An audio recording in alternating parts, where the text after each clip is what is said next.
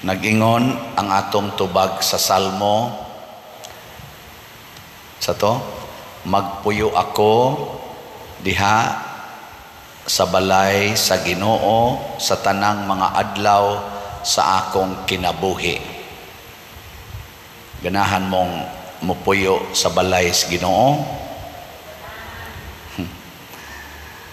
Unsa may unang buhaton aron makapuyo tas balay sa Ginoo, kinahanglan mubiya tas atong balay ug mukuyog taniya nga wa nagyoy paghuna-huna sa pagbalik. Nga kining nikuyog ni Hesus nga nakasinati sa iyang mga milagro, mibiya sa ilang balay, gidala ang mga masakiton, tulo na kaadlaw silang gasigig kuyog ni Hesus nga nakita na gani ni Hesus nga wa na sila'y mga makaon niya, maikog na sad si Hesus nga papulion sila kay basin unyag panguyapan sa dalan.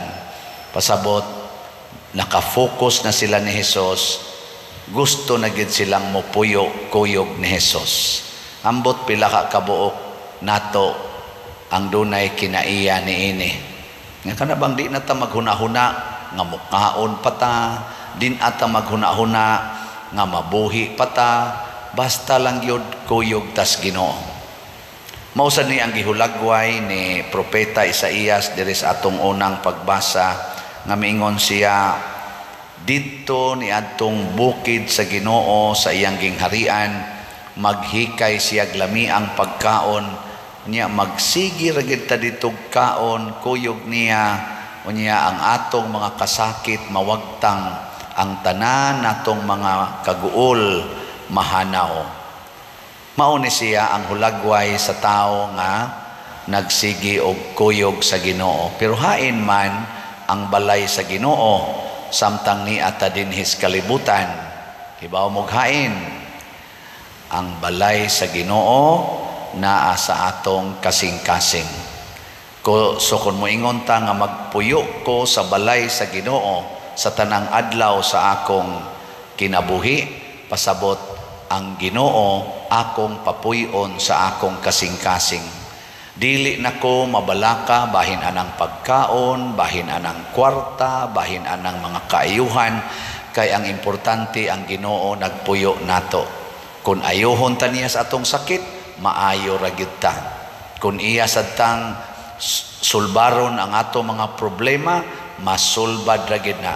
Kung wa tay pagkaon, kung iyatang pakanon, makakaon ra gyud ta. Mga na sa atong kasinatian dinhi sa atong parokya ug bisan sa inyong mga kasinatian dinagko o ginagmay, nagtubod ang atong grasya sa dihang nisugod ta pagsunod sa Ginoo. Ang mga tao nga nagsunod sa Ginoo o ang kasing-kasing napuy-an sa Ginoo, wa gyud problema bahin aning mga butang sa kalibutan. Di sila maproblema sa pagkaon, di sila maproblema sa mga sakit, di sad sila maproblema bisan gani sa kamatayon. Mao na ang kinabuhi sa mga santos nga nagpuyo gyud sa subay kinabuhi sa Ginoo, wa gyud problema. Ning gilingi ay mong tupad ning nanaa pa karoy problema. Nya moingon gani daghan. Wa pa na magpuyo ang Ginoo diha niya. Kay bisan ang problema, basta kuyog nato ang Ginoo, mahimong grasya. Tanawa dire. Problema kay sila, kay ang mga tao, mga 4,000, unya ang ilang pagkaon, 7 ra kapan, purting problemahan. Pero sa dihang ilan ning gisurrender sa Ginoo, unsay nahitabo, nabusog silang tanan, nakasubra pagyod og 7 kabukag. Purting daghan na sobra, kuyog mang Ginoo. Muna kini isang ato din bitaw mga project nga sige tag baligyag slots, wa pagyod mahitabo nga namaligya tag slots nga atong gipanghatag ngadto sa mga kabos nga na-short ta. Doon naman sa tayo mga slots nga atong gihunong, wa mahurot o kahalin, pero pag sumpay sa nato, nadayon yung kahuman ang atong mga projects. Karon lang, pila na atong halin sa atong aris atas SBF dag. Ni uminto na sad, niabot ng atong halin og 2,128 kaslats, na apay 57,872 kaslats nga available, tag 500 pesos per slot. Anya, atong pakpakan ang namalit ngayon. Salamat kayo. Nya, mag-uol ta ni, nga 57,000 pa man eh. Dili ta mag-uuloy. Sige lagi tag pamaligya. Nyag pahunungon sa dis Ginoo, mayong Ginoo, hunongan na pader. Hunongon lang sa nato. Kay iya raman sa nang sumpayan og lain nga pamaagi or laing grasya. Pero mayingon sang Ginoo ni, ako ning tandugon ang makasing-kasing sa mga parishioner ni Padresiano online o territorial haron mahurot dayon ni. Mahibong lang mo, mahurot ra sa dayon ni kahalin.